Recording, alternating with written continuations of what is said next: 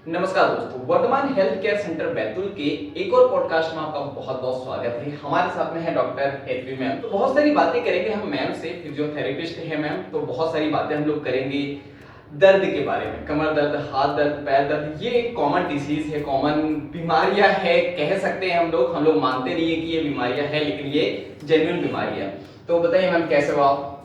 एकदम बढ़िया। आप कैसे हैं? बढ़िया मैम। मैम मैं जानना चाहूंगा सबसे पहले तो फिजियोथेरेपिस्ट की बात करूं या फिजियोथेरेपी की बात करूं तो अभी तक के हम लोगों ने नहीं सुना था।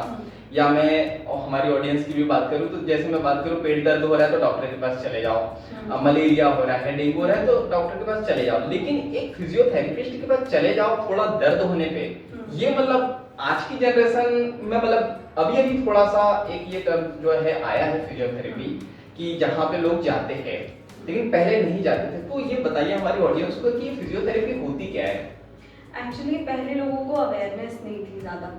धीरे धीरे जैसे जैसे अवेयरनेस बढ़ी, एजुकेशन बढ़ा, एंड स्पेशली यूथ जो बहुत कॉमनली चीज़ों, अब क्योंकि इंटरनेट है हमारे पास, काफ़ी सारी ऐसी सुविधाएं हैं जिसके थ्रू हम जानकारियाँ ले सकते हैं और पता कर सकते हैं चीज़ों के बारे में। तो धीरे धीरे ऐसे अवेयरनेस बढ़ती गई।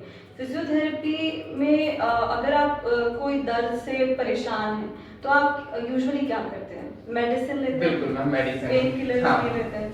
बट क्या पेन किलर आपके उस दर्द को परमानेंट क्योर नहीं, कर पाती है? वो वन डे टेम्पररी, राइट? बिल्कुल। तो इसीलिए हम फिजियोथेरेपी से उस टेम्पररी पेन को, सॉरी परमानेंट पेन को हम जल्दी से जल्दी ठीक करने की कोशिश करते हैं।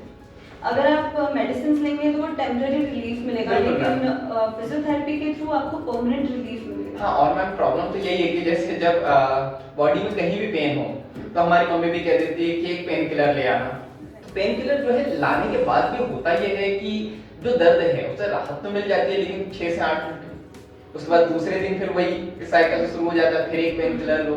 और जहां तक मैंने सुना है कि पेन किलर बहुत ज्यादा लेना जो है बॉडी के लिए बहुत नुकसानदायक है। बहुत नुकसान। एक्चुअली में पेन किलर के बहुत सारे साइड इफेक्ट्स होते हैं, तो हम जितना हो सके हमें ट्राई करना चाहिए कि हम पेन किलर्स को अवॉइड करें।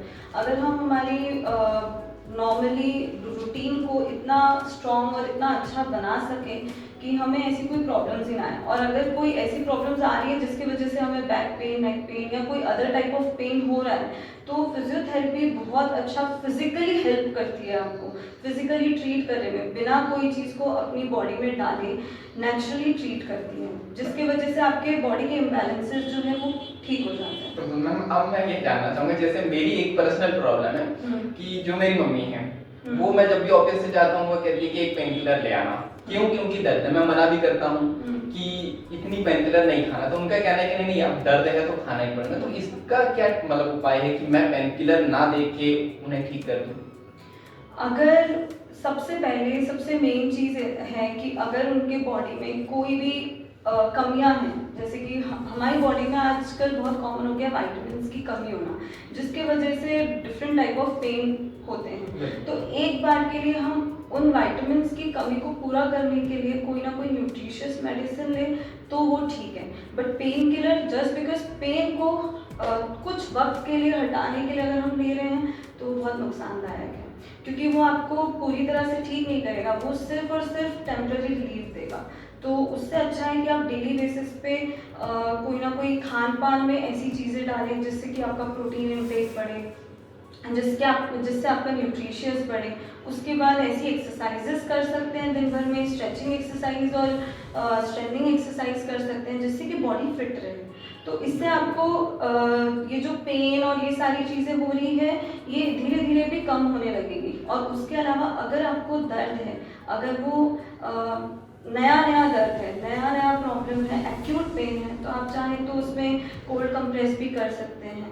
अगर वो पुराना हो चुका है, काफ़ी समय का हो चुका है, क्रॉनिक पेन हो रहा है, तो आप उसमें हीट पैड्स भी यूज़ कर सकते हैं। तो इससे भी दर्द में काफ़ी राहत मिलती है। मैम ये जैसा आपने कहा कि कोल्ड और हॉट, हम्म।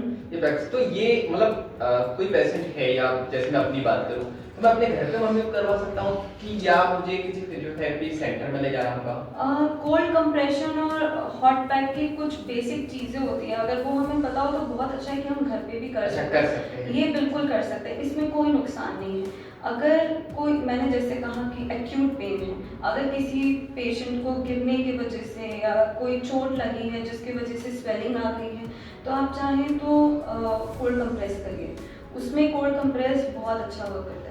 अगर वो चीज़ 2 दिन से ऊपर हो गई है फिर भी पेन हो रहा है तो उसमें आप हीट पैक भी यूज़ कर सकते हैं, बेसिक मूवमेंट एक्सरसाइजेज भी कर सकते हैं, तो वो काफ़ी हेल्प करेगी पेन को क्योर करने में। मैं ये जानना चाहूंगा घर पे मतलब कैसे किया जा सकता है, कुछ इक्विपमेंट या बर्फ से या जैसे आपने हॉट पैक कहा तो ये मतलब कैसे, मतलब एक मम्मी है अब उन्हें ये टर्मिनोलॉजी नहीं पता, तो अगर वो घर पे करना चाहे या मैं अपनी बात करूं मैं अपनी मम्मी के लिए करना चाहूँ या दादी के लिए करना चाहूँ तो मैं कैसे कर सकता हूँ, क्या क्या इक्विपमेंट या ऐसी कौन सी सामग्री या सामान हो सकते हैं जिसकी हेल्प से मैं कर सकता हूँ? जैसे कि आप कोल्ड कंप्रेस के लिए नॉर्मल बर्फ सबके घर में मिल जाती है, बर्फ यूज कर सकते हैं, या फिर आजकल जेल पैड्स भी आते हैं जो हम फ्रिज में रखते हैं, उसके बाद वो थोड़ा ठंडा मार्केट हो में मिल जाए, जाते हैं। हाँ वो मार्केट में मिल जाते हैं, तो वो आप यूज कर सकते हैं कोल्ड कंप्रेस के लिए। हॉट पैक के लिए जो इतने सालों से चलता आ रहा है गर्म पानी की थैली, अच्छा, हम वो यूज कर सकते हैं, या फिर गर्म पानी को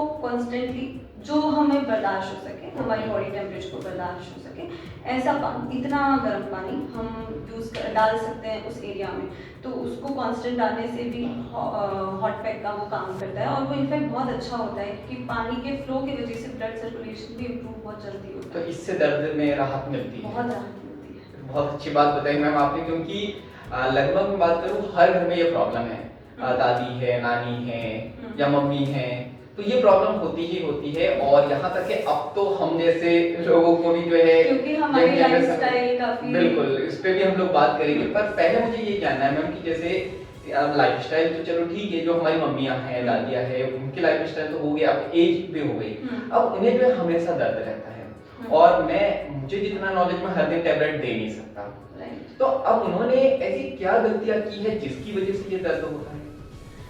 सबसे पहले अगर हम वुमेन्स की स्पेशली बात करें, वुमेन्स के साथ एक मेजर प्रॉब्लम है कि वो अपने पेन को हमेशा अवॉइड करते हैं। बिल्कुल मैम। अलार्म जब भी हमारी बॉडी में बजता है, हमारी बॉडी के अलग अलग तरीके होते हैं अलार्म देने के, अगर वो पेन दे रहा है, भले वो छोटा पेन हो या चाहे बड़ा पेन हो, इसका मतलब हमारी बॉडी ने अलार्म दिया है। अगर हम उस अलार्म को नज़रअंदाज करेंगे तो बहुत ज़्यादा चांसेस हैं कि वो अलार्म अवॉइड करते करते इतना बढ़ जाएगा एक टाइम पे कि वो दर्द असहनीय हो जाता है, तो हमें हमेशा इन चीज़ों पे फोकस करना चाहिए। मतलब आप कह रहे हैं कि अगर बॉडी में थोड़ा भी पेन हुआ तो वो एक प्रॉब्लम है? बिल्कुल है। मतलब हम लोग तो मैम ऐसे ही छोड़ देते हैं। राइट, इसीलिए हर बॉडी का ना रिएक्ट और एक्ट करने का तरीका है। अगर हमारे बॉडी में विटामिन्स की कमी है, हेयर फॉल होना, कोई ना कोई पेन प्रोड्यूस होना, झुनझुनियाँ आना, ये सब कॉमन सिम्टम्स होते हैं जो हम कई बार ध्यान नहीं देते। बिल्कुल मैम, मैं आपसे ये पूछने वाला भी था क्योंकि ये कॉमन प्रॉब्लम है, जैसे हम लोग ऑफिस वगैरह में काम करते हैं तो ये पैर में जो झुनझुनियाँ आना है, मतलब ये हमेशा आती ही रहती है, तो इसका क्या रीजन होता है? सबसे मेन चीज़ ये कि क्योंकि हमारी सिटिंग हैबिट आज के टाइम पे बहुत ज़्यादा बढ़ चुकी है, यूजुअली ऑफिस वर्क बहुत ज़्यादा लोग कर रहे हैं, तो ये ऑफिस वर्क करने की वजह से ना ये बोल सकते हैं कि अराउंड 8 to 10 आवर्स 12 आवर्स की हमारी सिटिंग जॉब होती है, प्रॉपर सिटिंग। बिल्कुल मैम, जैसे हम लोगों की बात करें मैम तो हम लोगों का लैपटॉप, मोबाइल और बस सीट रहती है, उसी पे हम लोग वर्क करते हैं, और प्रॉब्लम ये होती है कि या तो नेक पेन होता है या बैक पेन होता है या पैरों में झुनझुनियाँ होती है या पैरों में सूजन आने लगती है, स्वेलिंग होने लगती है। मतलब इसका क्या, मतलब देखो झुनझुनी का तो मुझे मतलब समझ में आया, पैर में स्वेलिंग का क्या रीजन हो सकता है? पैर में स्वेलिंग होने का सबसे बड़ा रीज़न है हमारी सिटिंग। अगर हम जितनी देर चेयर पे पैर नीचे लटका के बैठते हैं, उसके वजह से हमारी बॉडी का ब्लड सर्कुलेशन काफ़ी रिड्यूस हो जाता है, तो जो ब्लड हमारे पैरों से पंप होना चाहिए वो पंप होता ही नहीं है, और उसकी वजह से सूजन होने लगती है। पंप होता नहीं है मतलब कम होता है, तो उसकी वजह से पैरों में सूजन आने के चांसेस बढ़ जाते हैं। मैम लगभग ये प्रॉब्लम तो जो है ना सभी को है, इसके लिए आप एक कुछ चीज़ें ऐसी कर सकते हैं, जैसे कि एक्सरसाइजेस करिए। अगर आपका काफ़ी लंबा सिटिंग जॉब है, अगर आपको ये चीज़ पता है कि आपको 8 से 9 घंटे कंटिन्यूस बैठना है, तो ट्राई करो कि आपका सबसे पहले तो अगर डेस्क जॉब है तो ट्राई करिए कि आपका जो लैपटॉप या कंप्यूटर है उसकी हाइट आपके आई लेवल से मैच करे। अच्छा, आई लेवल। बिल्कुल आई लेवल से मैच करनी चाहिए, हमें ज़्यादा नीचे झुक के या ऊपर नहीं ऊपर देखना ना पड़े, जिससे हमारी गर्दन की प्रॉब्लम सही रहे। It should be straight. उसके बाद आपका सिटिंग पोस्चर जो है वो काफ़ी स्ट्रेट होना चाहिए। हिप और नी 90 डिग्री के एंगल पे बैंड होने चाहिए, उससे बहुत ज़्यादा नहीं, बहुत कम भी नहीं। दोनों फुट प्रॉपरली रिलैक्स होने चाहिए एक प्रॉपर डिस्टेंस में। ये कुछ चीज़ें हैं जो हमें फोकस करनी चाहिए सिटिंग के लिए। उसके बाद आप कर सकते हैं कि छोटे छोटे ब्रेक्स लीजिए बीच में, जिसमें आप थोड़ा बहुत टहल लो, स्ट्रेचिंग कर लो, जिससे कि आपकी बॉडी के सर्कुलेशन वापस अच्छे हो जाए। मैं यही कहने वाला था कि ठीक है, ये प्रॉब्लम तो हो रही है और ये गलतियां हुई भी है हमसे, है हमारी ऑडियंस से, तो अब इसका उपाय क्या है? सबसे पहला उपाय तो मैं आपको जैसे बता चुकी हूँ हाँ, कि कि वो सिटिंग कैसी होनी चाहिए। उसके अलावा बीच बीच में छोटे छोटे ब्रेक्स लेना बहुत इंपॉर्टेंट होता है, क्योंकि कंटिन्यूस सिटिंग में सबसे मेजर प्रॉब्लम आती है एक बैड पोस्चर और उसके बाद सर्कुलेशन खराब होना। तो अगर आप छोटे छोटे ब्रेक्स लेंगे और उसमें स्ट्रेचिंग कर लेंगे, क्योंकि हम नॉर्मली भी जैसे स्ट्रेच करते हैं हमारी बॉडी को, तो काफ़ी रिलैक्स फील होने लगता है। तो अगर आप छोटे छोटे ब्रेक्स लेंगे और उसमें अच्छी स्ट्रेचिंग करेंगे तो काफ़ी अच्छी बॉडी में वापस पोस्चर की प्रॉब्लम सॉल्व हो जाएगी, सर्कुलेशन भी इम्प्रूव हो जाएगा।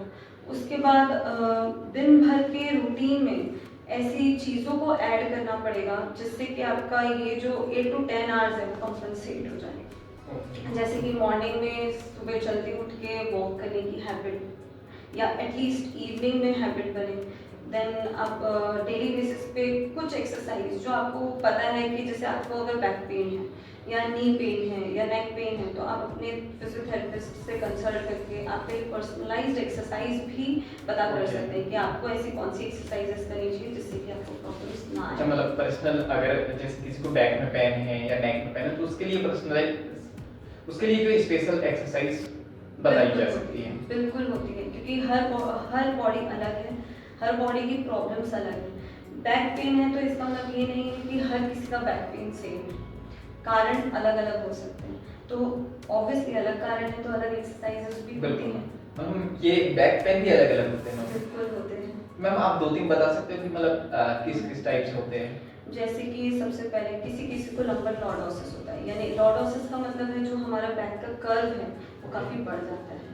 अगर वो कर्व बढ़ गया उसके वजह से पेन होता है। किसी किसी को स्ट्रेटनिंग हो जाती है बैक में, जो कर्व है पूरा ही चला जाता है, तो वो पूरा कर्व अगर चला गया उसके वजह से बैक पेन होता है। किसी किसी को लोअर बैक पेन होता है, किसी किसी को थोरेसिक बैक पेन होता है, किसी किसी को अपर बैक पेन होता है।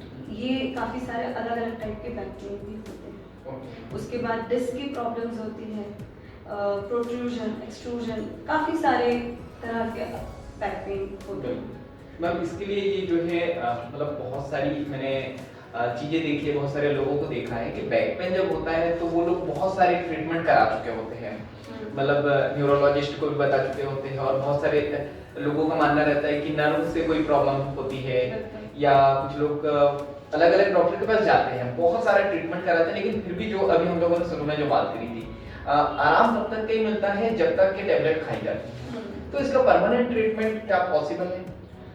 परमानेंट ट्रीटमेंट हमारी लाइफस्टाइल बदलती है। लाइफस्टाइल बदलेगी तो कोई ना कोई, अगर आप जैसे सिटिंग जॉब पे हैं, ऑब्वियसली आपकी एक लाइफस्टाइल है, अब उस चीज़ को तो आप बंद भी नहीं कर सकते, तो उससे रिलेटेड प्रॉब्लम्स आएंगी। उसको ठीक रखने के लिए हम कंपनसेशन पे कर सकते हैं कि हम ऐसी एक्सरसाइजेज और ये सब चीज़ें अपनी डेली रूटीन में इनकॉर्पोरेट करें। उसके अलावा अगर आपकी रूटीन में ऐसा हैवी वेट उठाना या भारी सामान उठा के बैंड होना, बार बार उठना, नीचे बैठना, उठना, इस तरह की चीज़ें जिस पे डिस्क के प्रेशर पड़ते हैं, तो ऑब्वियसली प्रॉब्लम तो आनी, पर उसको कंपनसेट करने के लिए आपको कुछ एक्सरसाइजेस डेली बेसिस पे करनी चाहिए। अगर आप ये एक्सरसाइजेस करेंगे तो हो सकता है कि जो चीज़ आपको प्रॉब्लम शायद अभी इस उम्र में देते वो शायद आगे जाकर दे। तो इस तरीके से आप अपने नॉर्मल डे में चीज़ों को ठीक रख सकते हैं। लेकिन अगर आप ये कहें कि पूरी तरह क्योर हो जाए तो ऑब्वियसली उसके लिए आपको एक प्रॉपर फिजियोथेरेपिस्ट के पास इन पेन के लिए जाना चाहिए, क्योंकि नॉर्मली क्या होता है, हम मेडिसिन तो ले लेते हैं पर वो टेम्परेरी रिलीफ देता है, उसके बाद वापस थोड़े टाइम में पेन आ जाता है। जब अगर बॉडी में जो इम्बैलेंस हुआ है आपने अगर उसको ठीक किया ही नहीं तो कैसे क्योर हो जाएगा परमानेंट क्योर? जब तक आप फिजियोथेरेपिस्ट के पास नहीं जाएंगे वो जो इम्बैलेंसेस है वो इम्बैलेंसेस को वो ठीक नहीं करेगा तब तक वो क्योर कैसे होगा? हाँ मैम, जैसे अगर ठीक है अगर कोई पेशेंट है आपके उसमें पहुंचता भी है, मतलब किसी भी फिजियोथेरेपिस्ट के पास पहुंचता है, तो प्रॉब्लम ये होती है कि जॉब में पर्सन इतना बिजी रहता है कि उनका कहना है कि नहीं हम नहीं जा सकते, तो फिजियोथेरेपिस्ट के पास वीक में एक बार जाना होता है या हर दिन जाना होता है? देखिए बहुत अलग अलग तरह के केसेस होते हैं। अब जैसे कि लोअर बैक पेन का इशू, मैंने कहा था कि अलग अलग टाइप के बैक पेन भी होते हैं। तो अब अगर उनकी प्रॉब्लम इतनी इंटेंस है कि उन्हें बैक पेन हो रहा है, बैक पेन के साथ नीचे तक पैर में झुनझुनी आ रही है, सुनपन आ रहा है, काफ़ी ज़्यादा प्रॉब्लम है, वो उठ बैठ भी नहीं पा रहे, तो आप मुझे एक चीज़ बताइए, अगर आपके साथ इतनी प्रॉब्लम है, आप इतने पेन में हैं, तो क्या आप ऑफिस जाके काम शांति से कर पाएंगे? नहीं कर। तो इससे बेटर ये नहीं है कि आप अपने खुद की बॉडी के लिए कुछ वक्त दिन भर में 1 घंटा दें और फिजियोथेरेपिस्ट के पास जाके कुछ दिनों के लिए वो ट्रीटमेंट लें, ताकि वो प्रॉब्लम आपकी ठीक हो जाए और फिर आप काम भी अच्छे से कर पाए और आपकी लाइफ भी नॉर्मली चले। मैम जैसे आपके पास में कोई ऐसा पेशेंट आता है तो उसे कितना समय देना होता है, मतलब per day? Per day minimum 1 hour, actually not minimum, maximum 1 hour और मिनिमम 30 मिनट्स। तो 1 आवर में हो जाता है। और अब इंटेंसिटी पे भी मैटर करता है, जैसे कि अगर वो कम इंटेंस है, मुझे ऐसा लग रहा है कि 2, 4 या 5 सेशन में ही इनका ठीक हो जाएगा बैक पेन, और फिर वो अगर डेली बेसिस पे वो उसके बाद वो एक्सरसाइज घर पे फॉलो करेंगे तो ही विल बी फाइन, तो वो 2-5 दिन का चलता है। अगर वो चीज़ इंटेंस है तो उतने दिन बढ़ते जाते हैं। हम ट्राई करते हैं कि कम से कम दिनों में पेशेंट हमारे पास से जाए, ताकि उनको अपने लाइफ में भी जल्दी वापस आने का मौका मिले, और सबके लिए टाइम इम्पोर्टेंट है। तो बहुत ज़रूरी है कि पेन सबसे मेजर कंसर्न होता है सबका, लेकिन पेन के साथ हमें हमारी बॉडी की स्ट्रेंथ पे भी फोकस करना चाहिए, क्योंकि हमारी मसल्स अगर वीक है या कोई हमारी बॉडी का ऐसा पार्ट है जो पहले से इंजर्ड था, जिसको हमने ध्यान नहीं दिया, जिसकी वजह से वीकनेस बढ़ी, तो हमें उस चीज़ पे भी फोकस करना होता है। तो जब हम कुछ दिनों के लिए बुला रहे हैं, इसका मतलब ये नहीं है कि सिर्फ आपका पेन कम कर रहे हैं, हम आपके इम्बैलेंसेस को भी क्योर कर रहे हैं। तो आपकी ये जो प्रॉब्लम्स है वो वापस से जल्दी से ना आए, या एटलीस्ट वो क्योर हो जाए आपके लाइफ टाइम के लिए, इसलिए कुछ दिन देना ज़रूरी है। मैम जैसे अगर पेशेंट आपके पास में आता है तो फिजियोथेरेपी में सिर्फ एक्सरसाइज होती है या आप भी कुछ मेडिसिन वगैरह प्रोवाइड करते हो? मेडिसिन तो नहीं एज सच, लेकिन मेडिसिन के अलावा जैसे हम अलग अलग तरह की थेरेपीज होती है जो देते हैं, जैसे कि इलेक्ट्रोथेरेपी हो गई, एक्सरसाइज थेरेपी हो गई, मैनुअल थेरेपी हो गई, जो हम हाथ से करते हैं ट्रीटमेंट, ऐसे अलग अलग तरीके के थेरेपीज होते हैं जो हम प्रोवाइड करते हैं। मतलब वो आप ही देते, मतलब पेशेंट को घर पे जाके कोई टेबलेट या कुछ नहीं खाना है? अगर हाँ विटामिन्स की कमी है तो विटामिन्स को या तो फूड इनटेक से क्लियर कर सकते हैं, या तो फिर उसके लिए कुछ टैबलेट्स, क्योंकि अगर ज़्यादा कम हो तो टैबलेट लेना ऑब्वियस हो जाता है, तो सिर्फ विटामिन्स के लिए, बट पेन किलर्स हम बिल्कुल मतलब जैसे अगर किसी को कोई कमर का दर्द है या नेक पेन है तो उसके लिए कोई मेडिसिन नहीं? मैं कभी भी अपने पेशेंट को ट्राई नहीं करती हूँ कि कोई पेन किलर्स या मसल रिलैक्सेंट पे ना जाने दो। मैं कोशिश पूरी रखती हूँ कि मेरे पास अगर कोई पेशेंट आ रहा है तो उसका पेन इतना ठीक रहे कि एटलीस्ट वो अपनी नॉर्मल लाइफ में रह सके और उसे पेन किलर्स की जरूरत ना हो। बिल्कुल मैम, ये तो फिर बहुत अच्छी बात बताई आपने, क्योंकि मेरा पर्सनल मानना है मैं मेडिसिन अवॉइड करता हूँ, मतलब जहाँ तक के हो सके मेडिसिन अवॉइड करता हूँ, क्योंकि उससे आपका इम्यून सिस्टम भी बहुत लूज होता है, क्योंकि जितनी आप मेडिसिन खाओगे आपका इम्यून सिस्टम कमजोर होता है, मैं कोशिश करता हूँ, तो ये बहुत अच्छी बात है। और अपने फैमिली मेंबर में भी मैं कोशिश करता हूँ कि जब तक पेन या कोई भी बीमारी है, मेडिसिन ना ही दे तो अच्छा है। बहुत अच्छा है। मेडिसिन के साइड इफेक्ट्स इतने ज़्यादा होते हैं कि अगर हम वो लेते हैं तो उसके चक्कर में हमें कोई और अदर बीमारी हो बिल्कुल, जाती है। वो तो ट्राई करना चाहिए कि हम उसे अवॉइड ही करें। इसलिए तो कहा जाता है मैम कि एक बीमारी 100 बीमारी को जन्म देती है। और रीजन यही है उसका कि हम लोग एक टेबलेट खाते हैं, हमको लगता है कि चलो ये ठीक हो जाएंगी, और फिर वो बहुत ज्यादा टेबलेट खाओगे तो फिर किडनी पे इफेक्ट आता है, फिर वो बहुत सारी बीमारियां होने लगती हैं। और मैम मुझे ये पूछना है आपसे कि हम यंग लोगों की बात करें कि अभी हमें कोई बीमारी नहीं है, कुछ नहीं है, लेकिन हम डर रहे हैं, हमारी सभी ऑडियंस भी डर रही है आने वाली चीजों को देखते हुए। क्योंकि अभी क्या हो रहा है, पहले जो दर्द है मम्मी वगैरह को होता था, या अभी मम्मी वगैरह को हो रहा है, दादी को, लेकिन अभी प्रॉब्लम क्या है कि 30 के एज में, 35 के एज में जो है पेन स्टार्ट हो जा रहे हैं बहुत सारे। तो वो आने वाले टाइम में ना हो, उससे बचने के लिए क्या किया जा सकता है? एक्चुअली पहले जो लोग थे उनकी लाइफस्टाइल काफ़ी एक्टिव रही है एज कम्पेयर टू अस। हम लोगों की लाइफस्टाइल बहुत ओबेसिटी से भरी हुई, सेडेंट्री रही है, जिसमें हम बहुत ज़्यादा सिटिंग, जॉब भी ऐसी कि जिसमें सिटिंग वर्क ही सबसे ज़्यादा रहा है। तो प्रॉब्लम्स तो आना ऑब्वियस है। अगर हम डेली बेसिस पे फिट रहने का एक मोटिव लेकर चलते हैं कि हमें सुबह उठ के एक्सरसाइज करना है, एक्सरसाइज के अलावा वॉक करना है, इतने इतने मीटर्स किलोमीटर्स हम वॉक करेंगे डेली बेसिस पे।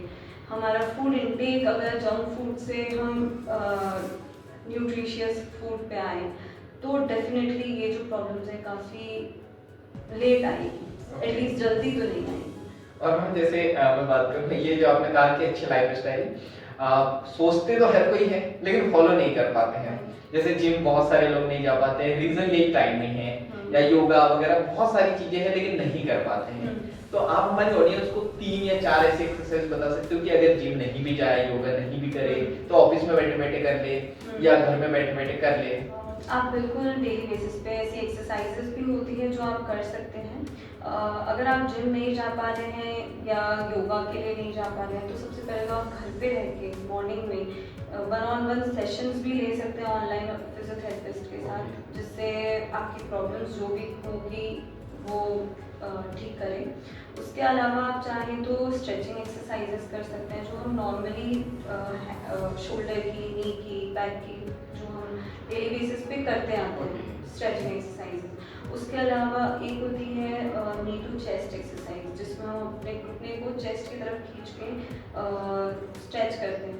वो एक्सरसाइज बैक पेन के इश्यूज़ के लिए काफ़ी अच्छी होती है। और हम स्क्वाट्स कर सकते हैं जिससे कि हमारे घुटने फिट रहे, हमारे क्वाड्स मसल्स जो होते हैं वो स्ट्रॉन्ग हैं। तो इस तरह के एक्सरसाइजेज आप कर सकते हैं। देन ऑफिस में है तो नेक के लिए आप नेक की स्ट्रेचिंग एक्सरसाइज कर सकते हैं। ये तो मतलब कॉमनली हर कोई करता ही है, जब काम से थक जाता है हम लोग भी बस यूं ही करते हैं। तो आप ऐसी नेक की स्ट्रेचिंग एक्सरसाइजेस कर सकते हैं। उसके अलावा एक बेसिक चीज़ है, हर एक जॉइंट के मूवमेंट्स होते हैं जो हम नॉर्मली मूवमेंट करते हैं। अगर आप वो मूवमेंट भी परफॉर्म करेंगे कुछ 5-6 रिपीटेशंस में, तो मूवमेंट्स भी काफ़ी होते हैं। अगर आप काफ़ी लंबे समय तक बैठ रहे हैं तो बीच बीच में करने के लिए।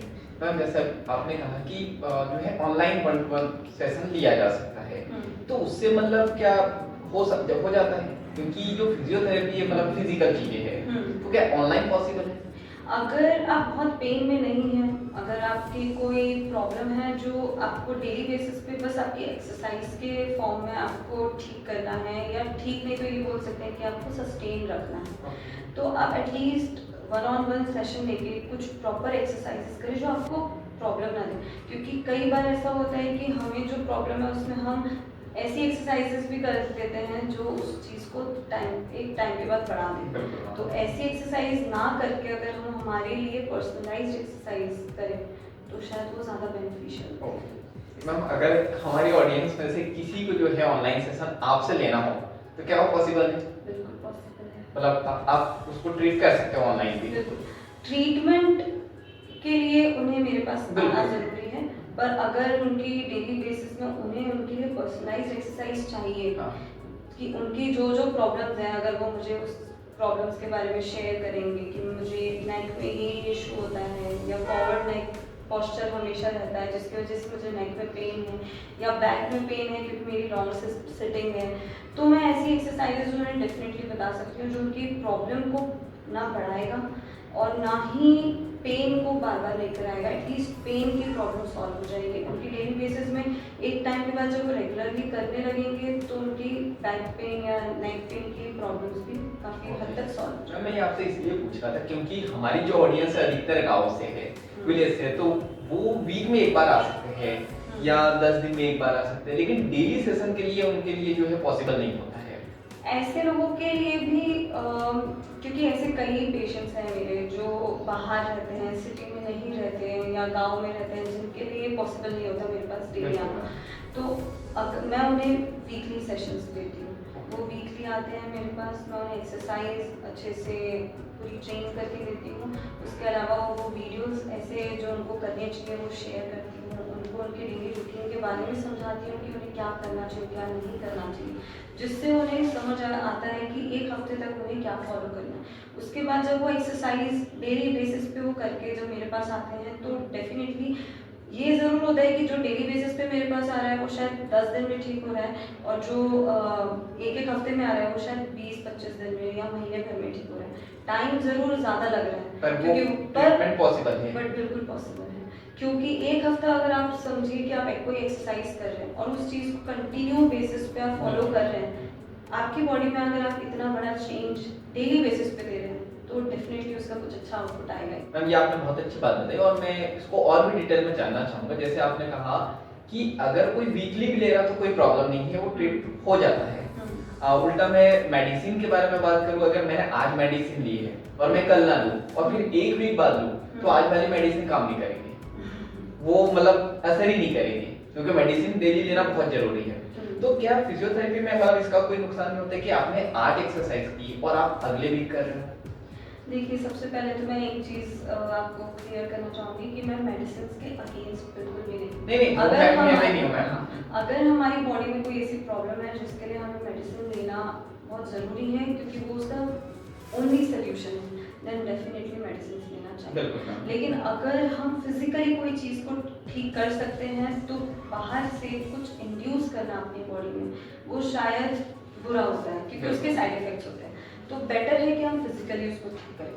अब रही बात अगर कोई हफ्ते में एक बार या इस तरीके से आ रहा है और उसको ठीक करना है अपनी प्रॉब्लम को, तो वो चाहे तो एक्सरसाइजेज जो है वो फॉलो करें। एक्सरसाइजेज जो उनके लिए पर्सनलाइज्ड बनी हुई हैं, अगर उसको फॉलो करेंगे तो डेफिनेटली एक टाइम के बाद उनको प्रॉब्लम से भी क्योर हो जाएंगे। और मैम मुझे ये पूछना है आपसे, जो हमारी मम्मियाँ हैं, दादियाँ हैं, कुछ दर्द ऐसे हैं जैसे बैक पेन है या नेक पेन है और घुटनों का दर्द तो जो है लगभग हर कोई व्यक्ति उससे परेशान है और बहुत लंबे समय से, तो क्या इसका ट्रीटमेंट पॉसिबल है?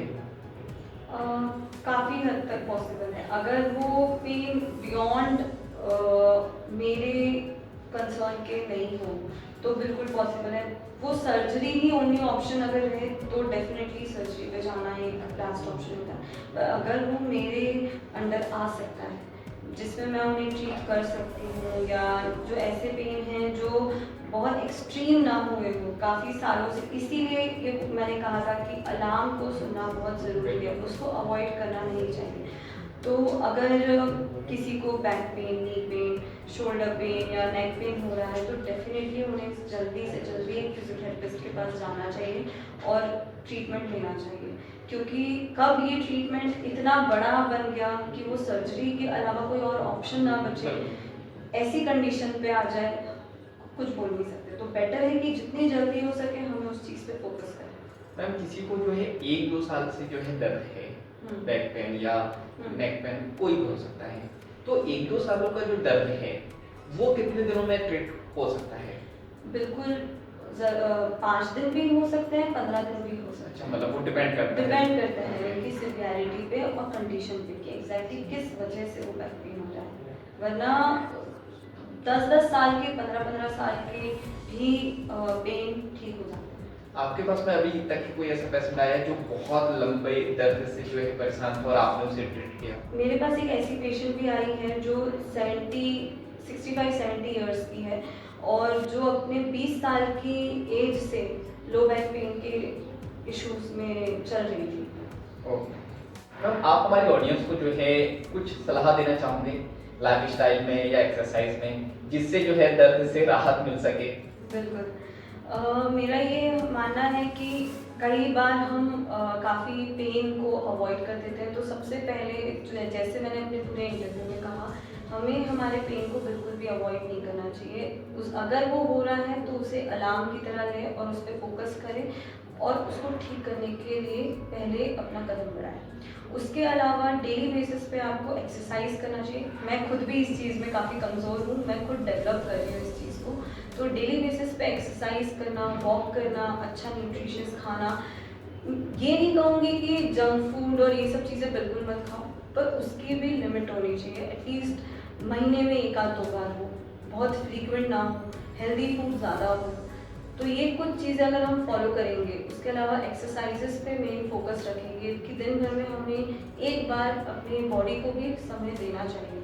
वो अगर ठीक रहेगा तो हमारी लाइफ स्पैन सब कुछ ठीक चलेगा। तो इसलिए कुछ एक्सरसाइजेस दिन भर में ज़रूर करें। तो दोस्तों, आज के पॉडकास्ट में इतना ही। आपके मन में कोई सवाल है तो हम आपको व्हाट्सएप नंबर दे रहे हैं। उस व्हाट्सएप नंबर पे आप अपने मन के सवाल भेज सकते हो। उसका जवाब आपको नेक्स्ट पॉडकास्ट में मैम से मिल जाएगा। तो मैम के साथ बहुत सारे पॉडकास्ट आगे भी आते रहेंगे और बहुत सारी बातें करेंगे हम लोग, बहुत सारी चीज़ों पे डिस्कशन करेंगे। अगर आप किसी भी दर्द से परेशान है और उसका आंसर आपको नहीं मिल रहा है, उसका ट्रीटमेंट आपको नहीं मिल रहा है, तो मैम आपको अगले पॉडकास्ट में बताएंगी। तो चलिए, आज के लिए इतना ही। धन्यवाद।